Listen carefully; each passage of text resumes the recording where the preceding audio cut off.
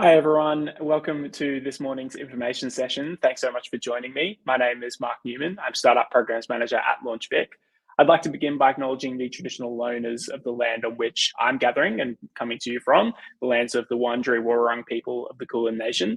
This is and always will be Aboriginal land, and I'd like to pay my respects to elders past and present and extend that respect to anyone of First Nations descent joining today. I thank you again for joining this morning for our information session, all about the CivVic Labs Farm Safety Challenge. Very excited to get into a bit more details about what the program's going to involve and why we're really excited to be doing this program with you. So thank you so much for joining, and yeah, very excited to kick it off. So as I've mentioned, my name is Mark, Startup Programs Manager at LaunchVic. I run a CivVic Labs program, and I have been for a couple of years now, going through 4 cohorts with roughly 40 startups going through that program. So excited to be bringing another 10 startups and meeting all you new exciting founders in that process with this new CivVic Labs challenge. Today, I'm also going to be joined by Dr. Lisa Cowan, Policy Manager at Workforce and Skills at Agriculture Victoria. She's going to be our expert in terms of the Farm Safety Challenge and giving us a bit more context and background around why Agriculture Victoria sees this as a really interesting and priority area. We'll introduce her a little bit later on. So just for a bit of an agenda for today's information session, I'm going to start off with a quick CivVic Labs overview, just giving you the need to know. I'll then be handing over to Dr. Lisa for a bit more detail around the challenge statement and that background. And then I'll come back on to talk a bit more about the process of applying for the program, what's involved, all that kind of stuff. And then finally, we'll have a formal Q&A at the end where everyone can start to put their questions in, and we can address any of those questions that you may have about the program or any of the process throughout. Just a few housekeeping things before we do get properly started. Please do enter any questions that you have into the comment section.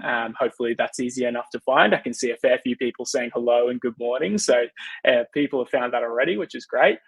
Please do enter those questions into there. They can either be answered directly in the comment section, if that's easy enough, whether it's a link that you need or anything like that, or we can address those in the more formal Q&A section at the end.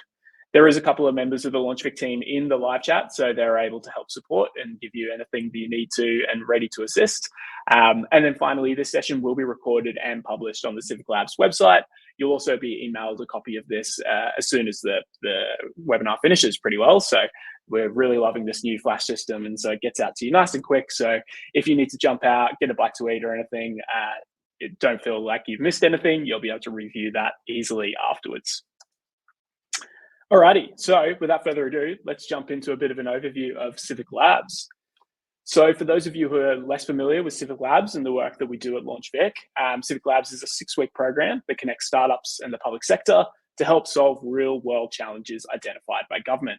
It's really exciting, and it enables new and emerging startups with these potential solutions and ideas to challenges that government departments and agencies articulate to be able to connect with those government departments and facilitate an agile co-design process. This means that in the program, you're actually getting to work with these people in the government to help kind of understand, leverage the knowledge, the data, all that kind of fun stuff to help make your process of building a startup easier and hopefully faster, whilst also getting that unique insight, knowledge, and access to government departments in the process. Really great time. In addition to all that, every startup who gets selected into the program, we select 10 startups to participate. Each startup receives $15,000 in equity-free funding to participate in the program. So that's over the 6 weeks. You get that $15,000 at the end for participating, but hopefully it gives you a bit of a bandwidth to be able to allocate some time and effort to this outside of what I'm sure is a very busy life for everyone already. And then on top of that, there is actually a potential to be one of 2 startups that receives a further $35,000 in equity-free seed funding to build that solution and kind of scale it towards the end of the program. So I'll talk a little bit more about that process at the end. But yeah, there's some really exciting incentives in addition to what is a really great program to build out this startup. And so, as you would have all probably seen, but I'll reiterate again, for this CivVic Labs challenge, we are asking founders, how might technology make farming safer? A really fascinating problem space that I was not particularly familiar with before this challenge. It's the really exciting thing about CivVic Labs is we get to learn and understand new spaces and see how technology and startups can really make an impact in important areas. But as I said, I wasn't particularly familiar with it previously, so I'm very lucky to have Dr. Lisa Cowan here to be able to speak a bit more about that. So I'd love to bring Dr. Lisa to stage to be able to talk a bit more about why this challenge. Hello, Lisa. How are you? Hi, thanks, Mark. Haven't ever been referred to as Dr. Lisa yet before. I feel a bit like Doctor Who. Well, hopefully you can produce similar results and magic and everything like that. The Yeah. doctor's pretty special, and I'm sure you are equally. So awesome. I'm going to get off and give you the limelight to be able to talk a bit more about AgVic and why they're excited about this challenge, and just a bit more context about farm safety generally. So thank you. Great. Thanks, Mark.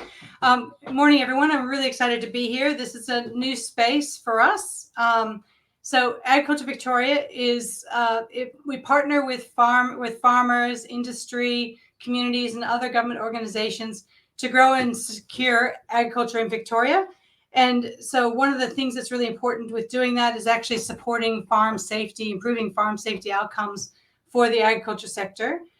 We've been working in this space for about the last 7 or 8 years. Recently, we've been working on through the Smarter, Safer Farms program, and as currently now through the Farming Safe and Well program. And I've just put in the chat, in the comments, a link to the website where you can have a look at some of the things we're working on and we have been working on, if you're interested in more background. But we've been focusing on specific farm safety risks and strategic communications to promote a farm safety culture in Victoria. And there's also a focus on interventions that will have a sustainable benefit for the sector by using evidence-based approaches to embed safety into our existing programs and services. So it's not our bolt-on or add-on, but it's actually part of our core services we're trying to deliver. Next slide, please. So why does the Victorian government care about farm safety? The issue with safety on farms is that while agriculture is only 2% of the workforce in Victoria, it represents 14% of the fatalities, the workplace fatalities in Victoria. And actually, this is similar for Australia. So agriculture is seen as the highest risk occupation. On average in Victoria, 2 people are injured on Victorian farms each day. One of the things that compounds this is actually that farmers can have a high tolerance to exposure to farm safety risks. They may not see the risks in front of them that they're dealing with because they're just so used to it. And that this means that we need a collaborative relationship and sustained approaches across government agencies and with industry to change the culture of safety on Victorian farms. So it's a complex problem. So this means for us, it really matters because we need to make sure that farm businesses are safe places to work if we want to make sure we can have a sustainable sector into the future. Next slide, please. So some of the key risks for people living and working on farms have to do with heavy machinery, powered plant use on farms. So that could be things like people sticking their hands in augers, things that are not guarded, and actually having injuries that way. Rollover injuries, or the whole machine can roll over, can topple over or run over somebody. There's animal handling risks that can be associated with being crushed by animals, trampled on animals, stepped on, or gored. And there can also be back injuries and things from repetitive use, like thinking about sheep shearing. There's also risks around working long hours and in isolation. So you've got farmers who will, they'll have to, under short periods of time, get the harvest off. I've spoken to fruit growers who've sort of said, if I don't get the fruit off the trees now, that's my money falling in the ground. So that's short periods of time to be able to make sure they can actually bring in the crop in order to be able to make the income they need to off that crop. And isolation has to do with they could be working far away from any access to technology, telephone or other sort of technology to communicate. And so that means somebody can be injured somewhere and nobody can know about it for a very long period of time.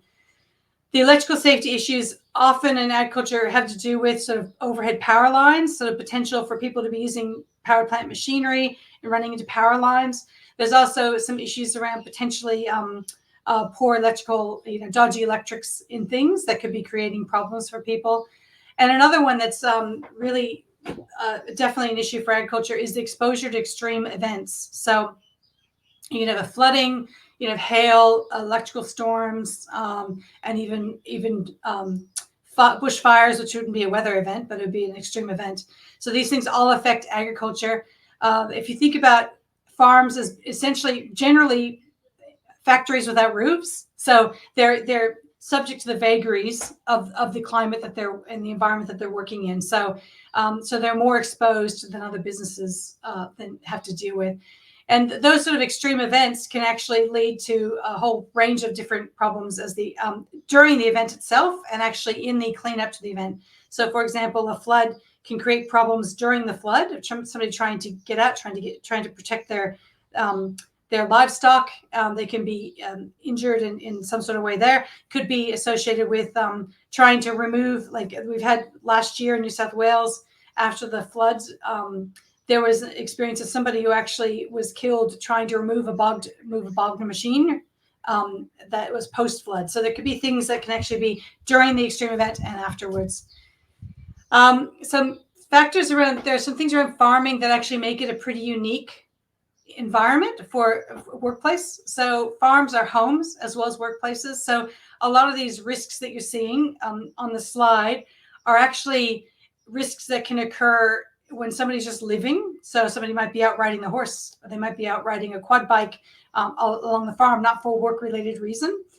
So they can the blending of home and work means that some of the experiences and the way they manage risk and the exposure to risk differ. And also, agriculture is the most volatile, is a really volatile business type of business, which means there's hope in terms of extreme weather events, as we've just discussed before, but also volatility in terms of market prices and a whole bunch of things about the productivity and profitability of farming that just create additional risks for them, financial risks that can make it tricky for them to respond to farm safety risk. It's also worth pointing out that the Royal Commission into Victoria's mental health system identified farming as a high-risk industry for suicidal behavior and highlighted that rural and regional Victorians face unique mental health risks relating to experience of natural disasters. And we've been working with the University of Canberra with the Regional Wellbeing Survey over the last few years to quantify some of the experiences of people in terms of the link between extreme events, exposure to events, and well-being. And they have identified that the more events somebody's exposed to, extreme events, then the poorer the well-being the person has. So there are definitely links there.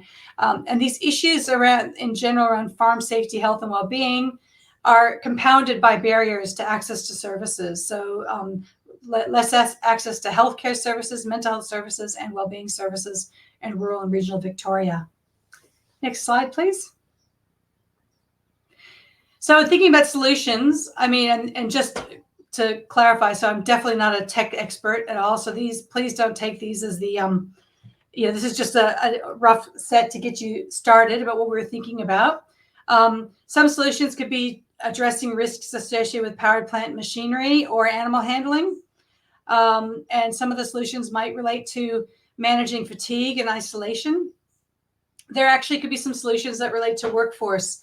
So we do know that for workers, for the ag workforce to be safe, they need to be inducted. They need to know the farm. They need to know how to work safely in what they're doing, and to be trained and to use the machinery they're using to make sure they can use it safely. There could be some solutions about reporting incidents and issues more effectively. And there could also be any other technological responses that can increase safety on farms. I'm sure there's lots of other ways that we can actually reduce some of these things on the right-hand side here in this inverse triangle, technologies that can help, engineering controls or substitution ways to remove people from the farm safety risks. So this triangle is the hierarchy of control depicted here is a pretty standard, well understood way of thinking about OH&S risk. And the key point here is that if a solution is more towards the top, it's viewed as being more effective at improving safety, and the ones down at the bottom are less effective.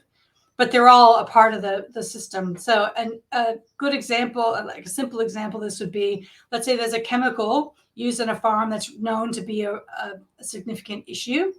First thing you can do is just stop using that chemical.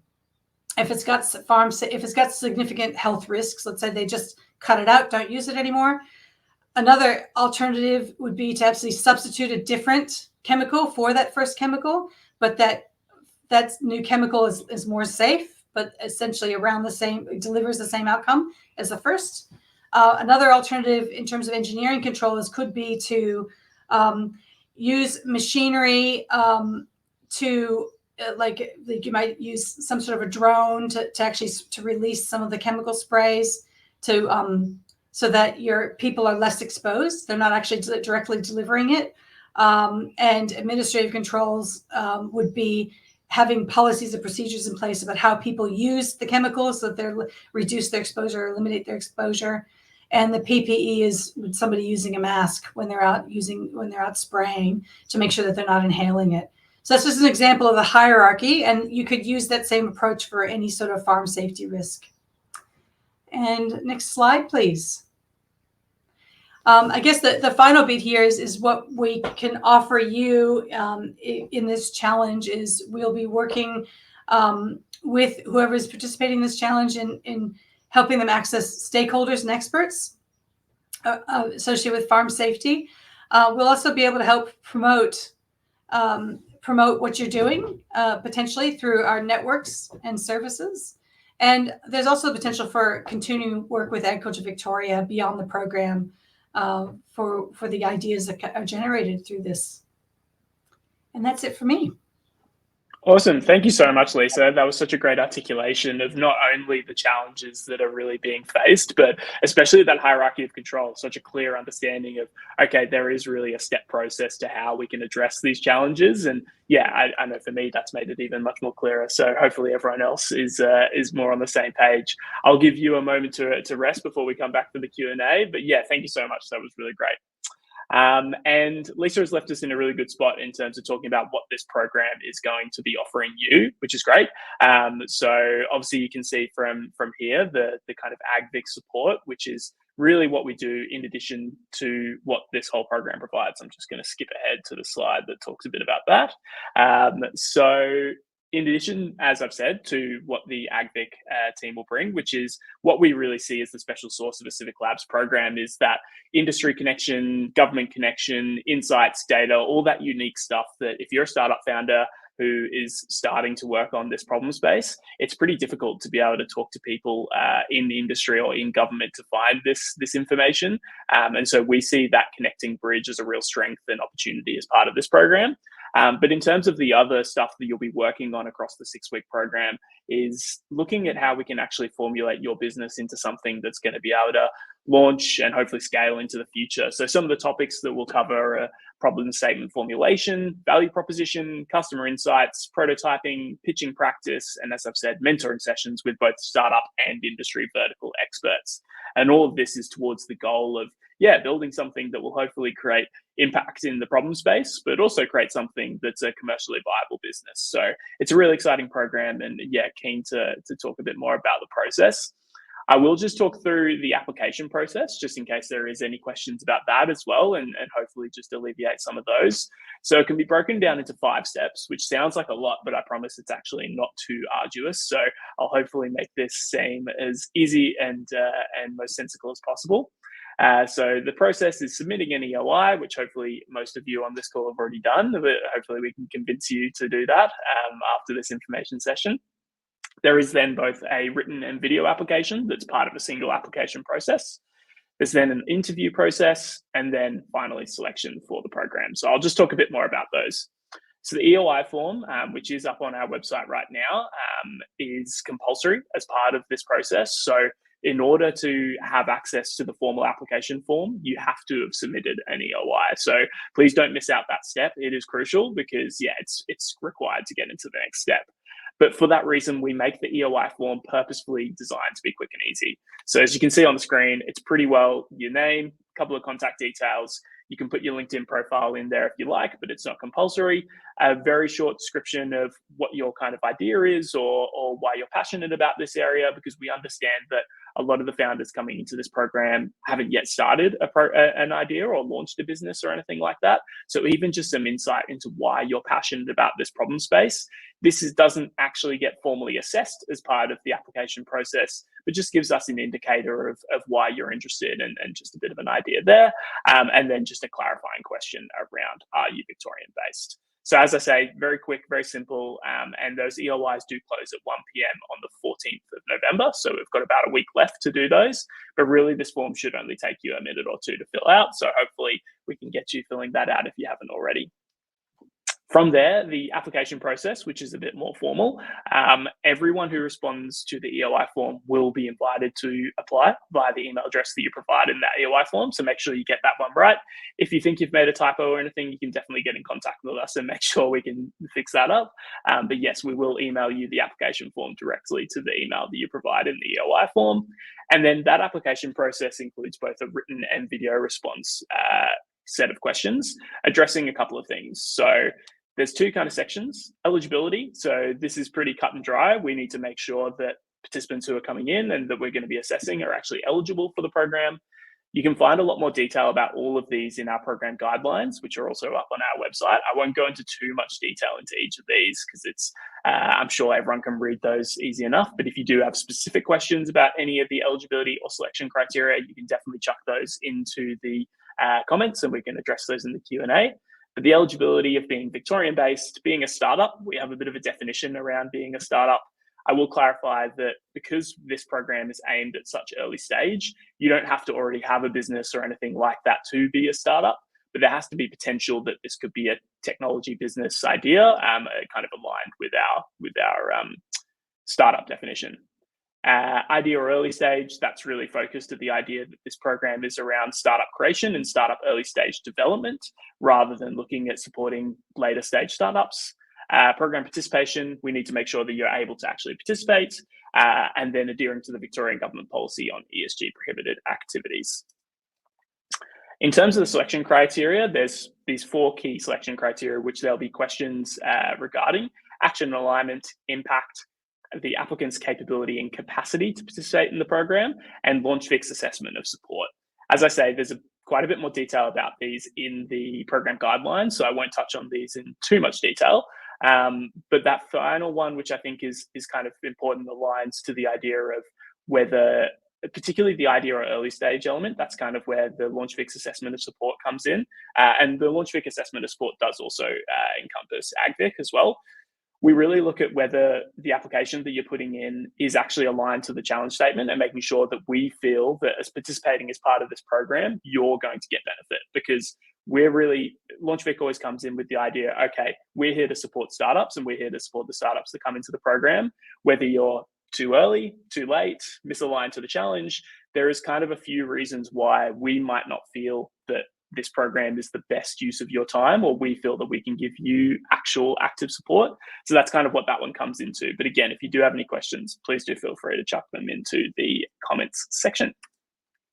Once you've done the application process, there is a shortlisting, and we'll shortlist about 18 to 20 applications, depending on how many come through typically. If you're shortlisted, we'll invite you to an interview. This is a virtual interview. It's 15 minutes maximum, so it is pretty short and sharp, and really it's used to better understand you and or your startup idea. So once we've gotten a bit of a base from the application process, there's usually some little questions that we have about your application. That's what that interview is used for. And then if you're successful, there'll be 10 startups that are selected following those interviews. If you're successful, the startups are required to sign a contract agreement to participate in the program. That orientation and program kickoff activities may be incorrect date. I apologize. We'll make sure to address that if we send out any materials. I think that's from a previous version. Late April, I don't think is reflective of this timeline. So please do refer to our program guidelines online for the most accurate details. But typically that contract process is pretty simple. We actually send out a blank version of the contract as part of the interview process, so that before you even interview with us, you can see the whole contract, you can see what's required, all that kind of stuff. So hopefully there's no surprises. And then getting selected for the program entitles you to the $15,000 in equity-free funding to participate in the program. And then finally, at the end of the program, there are 2 pitching requirement opportunities. Program can close with these 2 pitches. One is what we call a judged pitch. This is where we decide how we're going to allocate to startups receiving the $35,000 additional funding. This is a closed door pitch. So typically in a small boardroom with a judging panel of say three judges. And again, it's a short pitch, usually about 3 minutes, and a Q&A following, which is usually about 7 to 8 minutes. So that whole process is very private and very much in the line of how can we best prepare the startups to pitch in a situation that's not publicly daunting, because we know that pitching for additional funding is kind of enough pressure as it is. And what that allows actually is that our final pitch, the showcase pitch, which we have a couple of days later, can actually act purely as a showcase and celebration of the whole cohort's efforts. We've made a strategic decision where we don't want people to feel like a public pitch has to be the be-all and end-all of this program. We want that to actually be an opportunity for you to really, showcase the good work that you've been doing, celebrate with your fellow cohort members, and connect with everyone else in industry and whoever's joining on the evening, so that, you can best hopefully connect with potential customers, investors, or supporters, whoever's there. And that event is always a really great night. So that's what happens at the end of the program. That's what you have to look forward to. So of course, with these 2 pitches, there is pitch training as part of the program, and we make sure that you're well prepared. That's where myself and my co-facilitator, Sam Gita, come into play. Speaking of dates, as I had that little April date wrong, I will have got the right dates in this one. I'm almost 100% certain, which is great. So this is just a few of the key activities, which again, all of this is in the program guidelines. I'll just highlight a couple of key ones here. So the expressions of interest, as I've already said, close on the 14th of November at 1 p.m. So make sure to get that EOI before then. Once that happens, the applications will open up on the 15th. And you'll have until 1 p.m. on the 26th of November to submit those applications, which includes both the written application and the small video application. There's also obviously those interviews and stuff, but then most crucially, if you are selected for the program, the actual program commences on the 12th of February, 2025, which seems mind-boggling to be talking about 2025 already. And then the program ends 6 weeks following that on the 19th of March. And then we have those 2 pitches the following week after that. All right, I believe that brings us to our Q&A. Hopefully everyone has got a bit more of a better idea of the program, but if you do have any juicy questions, we're very excited to answer them. I'm going to bring Lisa to the stage now I think, there we go. Excellent, got her on stage, in case either of us can address those questions. I can see a few questions coming in. That's excellent.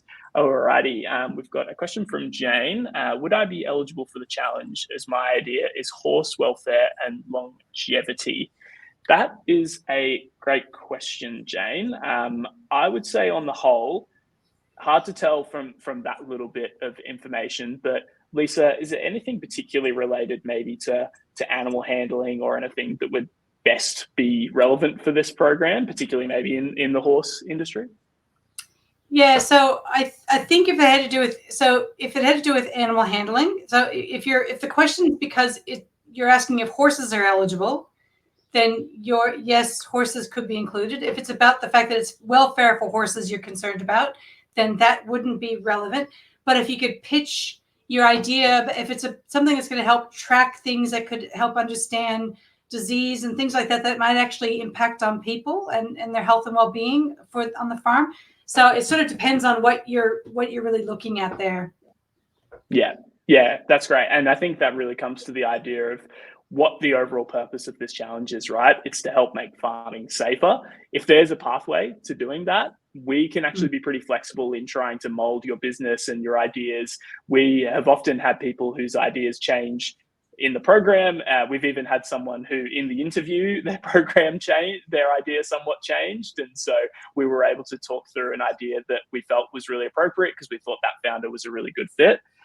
So as long as you can see a pathway to how it makes farming safer, I think that I would encourage you to continue in trying to apply, but just keep that in mind, I suppose, is kind of the key thing.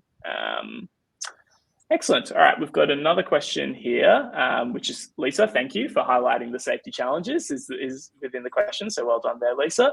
But for someone aiming to address the most impactful risk areas, do we have any statistics available for each type of risk? Lisa, are there any good stats that people can have access to? Either, I guess right now would be great for people to have a look at. Well, so we've classified them in a really simple format to help you understand the main areas. There's no succinct set of statistics based on that. We do know that powered plant machinery, including quad bikes and side-by-side, so powered plant machinery as well as animal handling are the main risks that are being looked at the moment by WorkSafe Victoria. Like that's the priority areas. So that helps point to, those are some of the major sources of farm safety risk in an injury prevention space. I guess I would also highlight that when you're talking about most impactful doesn't necessarily mean you're focused on the biggest risk. It could be the best response to a smaller risk, but actually because it's got the hierarchy of controls or it's got potential to be applied in other ways, that actually will be overall more impactful for industry. Or let's say it's more adoptable, like it's something that actually can be easily taken up and therefore it will be used. And so there's all sorts of ways to assess impact. In addition to which is the biggest source of injury risk. For sure. And I'll say in addition to that, there is some research around this. Obviously, we've used said research in generating our program guidelines and talking through all this as well. Lisa, I can't remember off the top of my head, is all that information publicly available, the research that we referenced? I totally understand that some of it may not be in these contexts, but I couldn't remember off the top of my head. Well, there's a report we had commissioned to inform the farm safety rebate program we had. I'm happy to have that shared. Wonderful. That was based on data, just sort of identify some things. So I can have a look at that and see if anything needs to come out of that, Mark, before you can distribute it. Of course. Yeah, no problem. And I will say one of the benefits of being in the program is that there's often access to data that the public isn't able to access. Part of the contracting process is that you sign something to say that you won't be sharing any of the materials that you're provided with, and we really like to safeguard that opportunity. So, for example, the last CivVic Labs program we ran was with the Department of Transport, and it was all around improving access for people with a disability to public transport.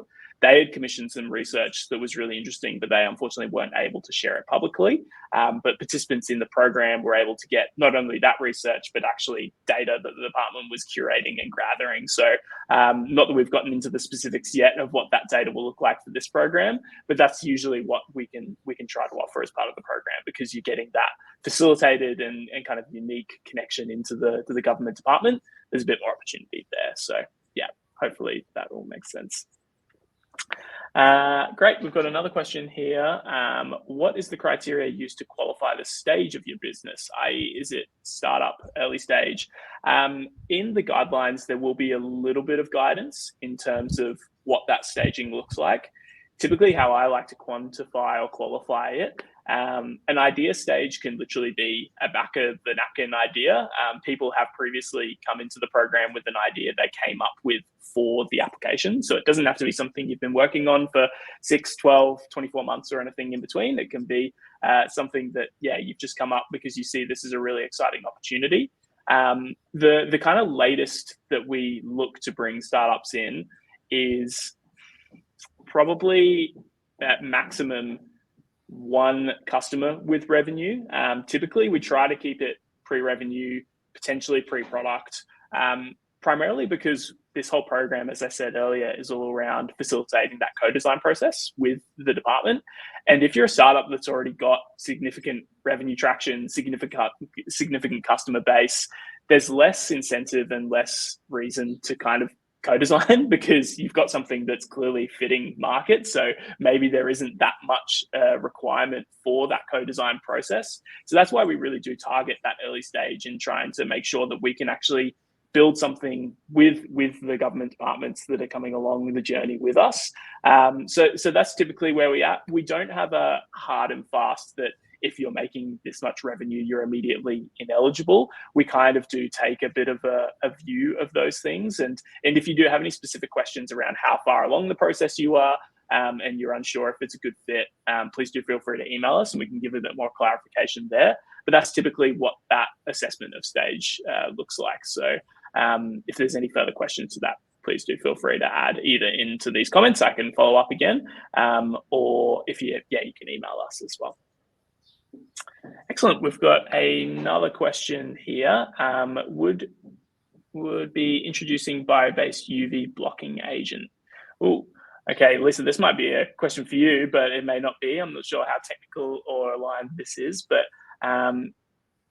introducing bio-based UV blocking agents, would that be aligned with this challenge? Is that associated with like sunscreen? Is that what that's? I'm not quite. Potentially, yeah.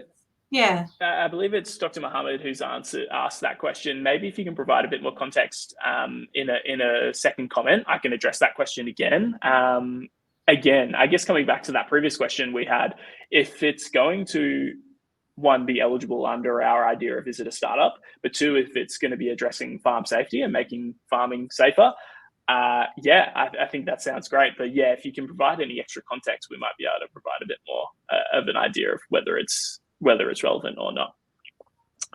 We've got a question here from Lawrence. Is there any further data available during the program from Agriculture Victoria? Yes, I think we've answered that a little bit earlier, but yes, we will make sure to try and include as much detail, insight. Often this can be from quite niche areas of the departments as well, we've found. So again, talking to that most recent challenge that we ran, because we were looking at transport as a whole, that was buses, trams, trains, we were able to kind of specify the access of that data, knowledge, mentoring to those even more niche areas, not necessarily just department level. So yeah, I'm pretty confident, Lawrence, that we'll be able to give you some interesting data and stuff like that. I think you've got here specific hazards identified they want to mitigate. So yeah, I'm sure the department has some pretty key insights into what they want to address there. And we've also got contact. Anything to add there, Lisa? Yeah, just we're very happy to do that. It'll be depending on what it is you're looking for, and we can connect you with WorkSafe as well, colleagues there, and others to sort of identify the key risks. That's great. Awesome, thank you. We've got a question here from Jonathan, which is related to that stage element, which says, we have 20 staff and are based in Victoria. We have an app that requires uplift and have a customer who's a farmer using it for equipment management. I know there are so many areas we can make our app better. Can you advise if this would be a startup? This is probably one where on the surface level, I would say that's probably too far progressed for this program, because as you kind of heard from some of our topics earlier, it's really going to be talking about, are you focusing on the right problem? Have you got a solution idea? I would imagine if you've got 20 staff, you've got a fairly strong idea of your problem solution fit, and you've got something that's happening. The only maybe potential exception to that is if you had something that was working in a singular industry and you were spinning out almost like a subset of a company and you were looking to develop a new organization as part of maybe like a broader company, there could be potential to still come into the program. But and it also comes back to this assessment of LaunchVic support, right? If we feel like we're looking at applications and we think, okay, there's a business here who have already got 20 staff, they've probably learned and understood how they need to build this, and they may not get as much benefit from a program like this. That kind of comes into our application process as well. So, Jonathan, I'm happy to answer a bit more detail or kind of communicate over email about that if there is any more specific questions. But yeah, that would be the thing I would consider, is whether this program is, one, genuinely going to benefit you, and two, how that kind of division of what you've already got happening right now versus what you're hoping to build if you were into the program. Excellent. Scott Douglas has a question. Just clarity on the early stage definition, which we've talked a little bit about. Do you need demonstrated traction? No, for the application process, there's no expectation of traction.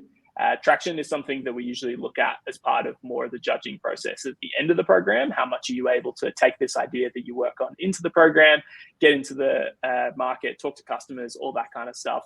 For getting into the program, we're really excited just to learn about new ideas, work with people who are working on new and interesting ways to hopefully improve farm safety.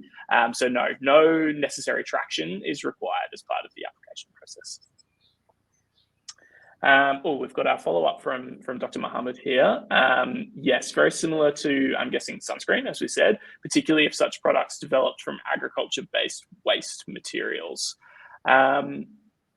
Yeah, again, I guess it comes back to that idea of if this is an innovative product that's going to improve farm safety, yes, I would say it's most likely eligible. And the benefit of this EOI process and the application process is that there's no eligibility check until you get to the application process. So you can fill that EOI in, put your hat in the ring, see the application process, and then once you go through that and you can work out more whether you think this is the best fit for you. So yeah, I would encourage you with that concept. I would say that seems like it's aligned to the challenge. And then, as I say, we can always discuss and learn more about it in the application or interview process as we go as well. Excellent. We've got another question here from Tamina. I'm loving all these questions. We've got quite a few coming through, which is great. If I've found pain points related to one of the mentioned criteria and am further validating the idea but haven't built a product yet, am I eligible for this challenge? Yes, very well in line with what we've answered previously. I think that's a great stage to be at, that you've identified something you're passionate about, just starting to work on it, but maybe haven't had the time or the resources to develop something. That's exactly what this program offers, because it gives you, again, some initial funding is always helpful for getting these ideas off the ground, the connections into those mentors and experts from Agriculture Victoria. But also what a lot of founders find is the structure of a 6-week program and the accountability of having 9 other startup founders working alongside you, building something. That's actually some of the real benefit that you get from this program, because you'll have people like myself and Lisa checking back every week going, oh, what have you done? What's happening now? I'm really excited to see what's happening next. And it really keeps you honest. So yeah, sounds like you're at a great point in terms of stage so far. Anything to add there, Lisa? Anything you'd be excited to see in terms of traction or process throughout the program? No, this is all new to me, so I'm just excited to be a part of it. Lovely.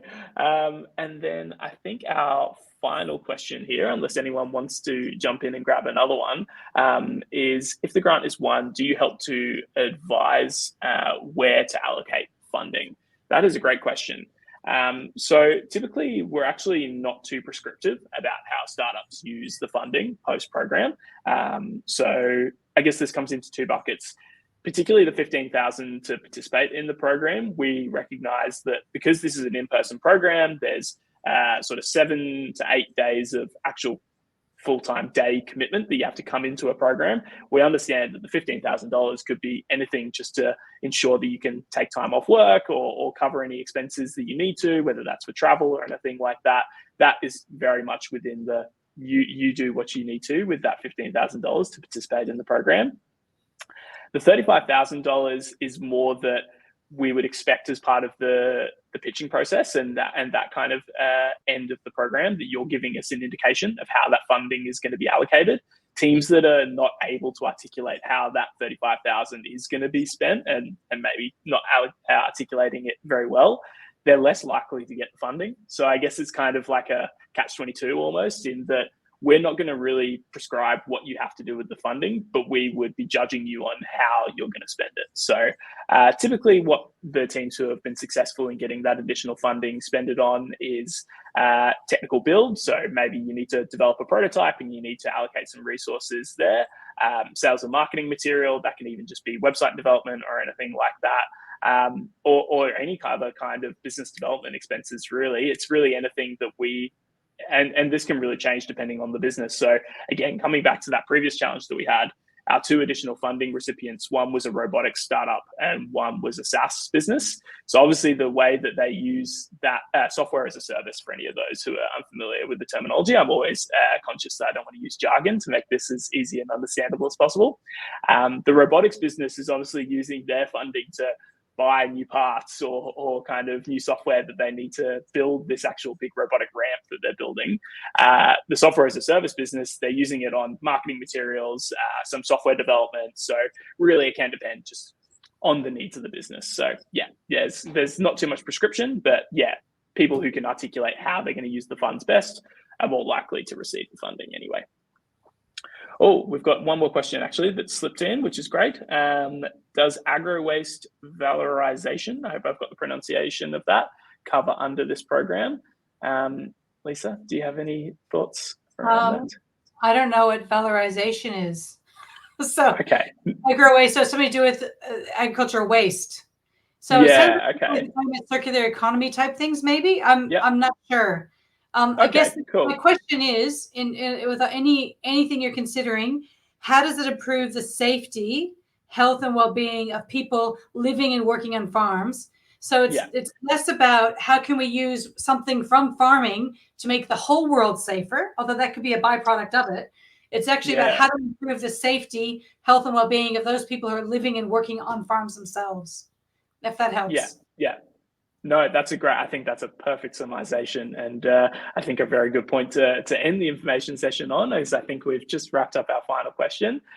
So thank you so much for everyone to joining, including yourself, Lisa. Thank you so much for all your expertise and background of the challenge. Again, if you have any questions, please feel free to email us and reach out to us. I think I've got a contact slide that I can chuck up quickly.